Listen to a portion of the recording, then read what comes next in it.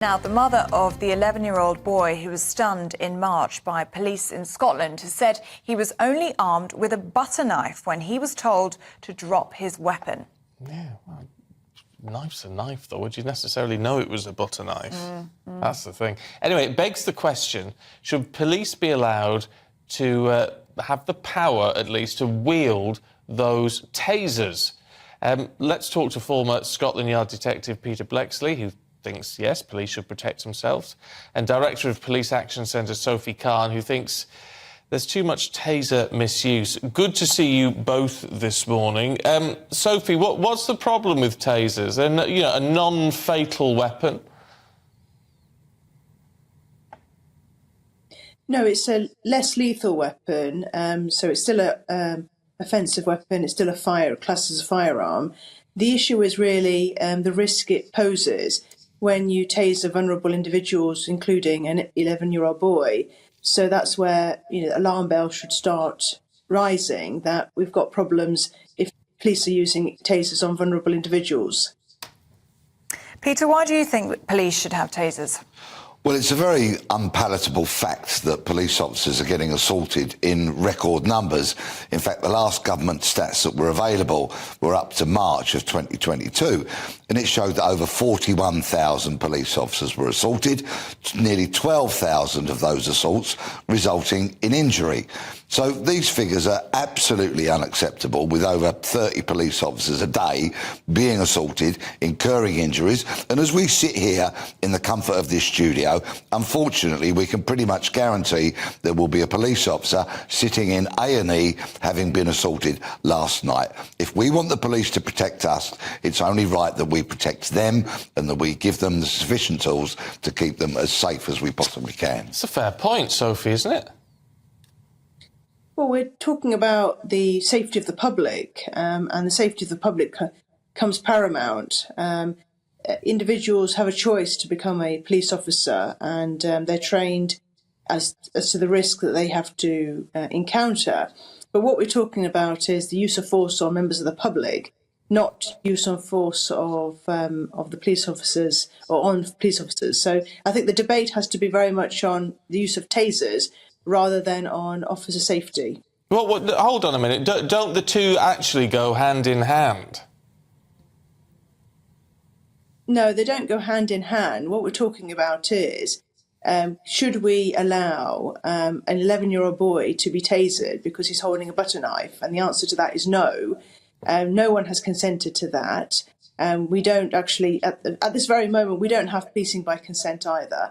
We're going through a very difficult and troubling times with the police force and the policing. And I think this is not the time for police officers to make continuous mistakes like this. It really isn't.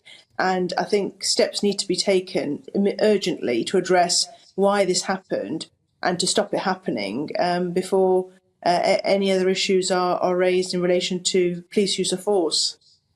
Peter, are too many mistakes being used when it comes to police using tasers? I'd just like to address the matter that Sophie spoke about protecting the public. That, of course, would be another very strong reason for police officers having tasers, not only to protect themselves, but to protect the public as they disarm people, the dangerous, the deranged, as they disarm them from using and carrying weapons. They are natural bedfellows, protecting the police and protecting the public. With regards to unfortunate incidents that may have been avoided, possibly, the situation now is we have vast numbers of inexperienced police officers on the front line. In fact, the Met Police, 70% of their frontline officers have less than 3 years service. That is, of course, an unfortunate situation that has been brought about by a number of factors, and it may be that greater experience might have avoided some of these situations, but the bottom line remains, as far as I'm concerned, we must protect the police and we must protect the public. I mean, in terms, I mean, you keep referencing, as we did at the beginning of this, to be fair to you, Sophie, this incident with the 11-year-old boy. But, I mean, it goes to say, if someone is holding a weapon that you don't know whether, you don't know what it is, in the police officer's situation, you don't actually know what that is, what somebody has. Do you? I mean, presumably this child was given warnings to drop it or whatever else. You can't just say, well, it was a vulnerable person, therefore nothing should have happened. I'm not saying that. I'm not saying nothing should have happened. What I'm saying is you don't need to taser an 11-year-old boy holding a butter knife. Well, they did. Well, yes, but my point is they wouldn't necessarily have known it was a butter knife, would they? Well, they could have asked. They could have asked, what do you have? They could have asked, what are you doing? They could have said to him, what's the problem? Excuse me, but Ms. Khan, you are displaying a distinct lack of knowledge and experience of policing, because neither you nor I were in that situation. We don't know exactly what occurred, and I think it's rather foolish to come down with some almighty high-minded judgment when we weren't there.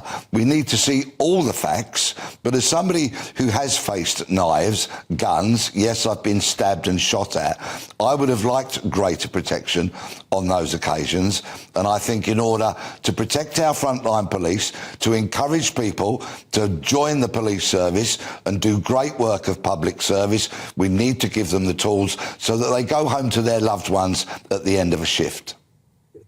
Okay. But that doesn't mean that members of the public should die when they interact with a police officer. That's not okay. Or they get seriously injured so that the police officer can go home to their family. That is unacceptable, and I just cannot believe that in the the arena that we're in at the moment, and the time we are experiencing the most difficult times with policing, there is an attitude where oh well, never mind. We found out it was a butter knife after the event. Policing may not even survive 2 to 5 years. And these kind of incidences are not going to help the police's image. They're going to make it worse. OK, well, look, on that note, we need to leave it, I'm afraid, but really good to see you both this morning. Sophie Khan, Peter Bleksley, thank you very much indeed.